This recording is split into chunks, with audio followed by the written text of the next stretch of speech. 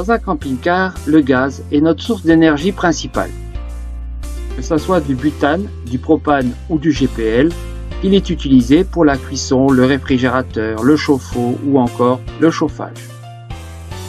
Il est donc indispensable de connaître son niveau de réserve.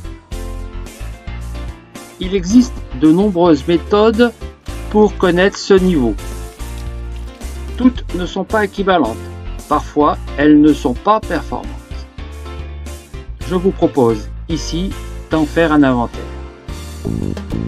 Pour bien comprendre le mécanisme qui va servir à évaluer le niveau, il faut se rappeler qu'il y a dans une bouteille de gaz deux parties, une partie gazeuse et une partie liquéfiée.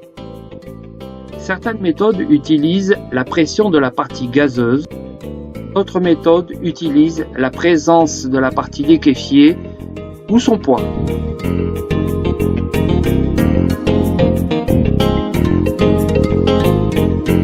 Selon ce principe, si l'on connaît le poids total de la bouteille et le poids de la tare, on en déduit le poids du liquide restant. L'inconvénient de cette méthode est qu'il faut connaître le poids de la bouteille et donc la sortir de son box et la peser. Mais la difficulté est augmentée par le fait que les bouteilles ne sont pas toutes les mêmes et les tares différentes. Cette méthode est contraignante, mais il existe une solution. Par exemple, en plaçant sous la bouteille un appareil qui la pèse en permanence et qui donne le résultat, soit directement, soit par Bluetooth sur son téléphone. Sachant que le gaz pèse environ un demi-kilo par litre, il sera facile de convertir ce poids en litres restants.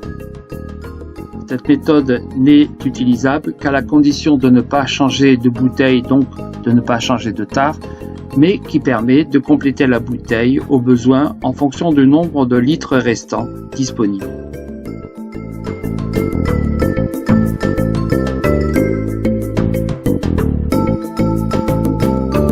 On utilise ici les ultrasons pour repérer la différence entre la partie liquide et la partie gazeuse. Il est alors possible de connaître son niveau, y compris de l'intérieur de son camping-car. Je vous fais part ici de mon expérience malheureusement peu concluante.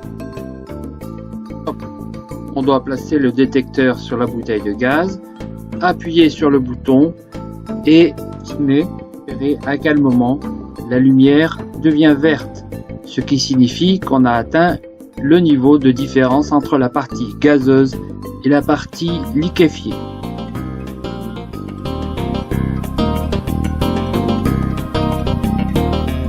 De mesurer la pression de la partie gazeuse du gaz restant. Celle-ci dépend du type de gaz et donc l'indicateur qui sera utilisé devra être différent selon le gaz qui est dans la bouteille. Et le niveau indiqué sera variable en fonction de la température et surtout si vous utilisez du GPL, il ne sera pas correct.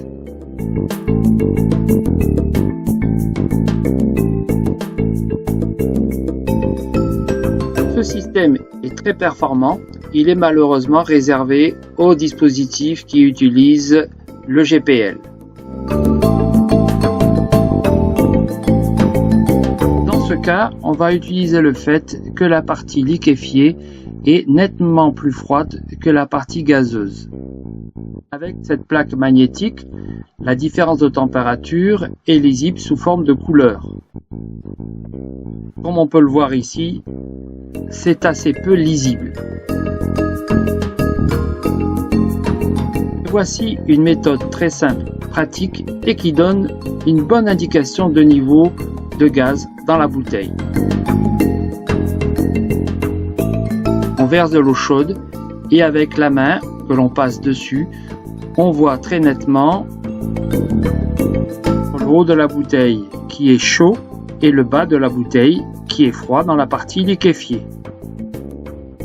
Le niveau repéré est même assez précis.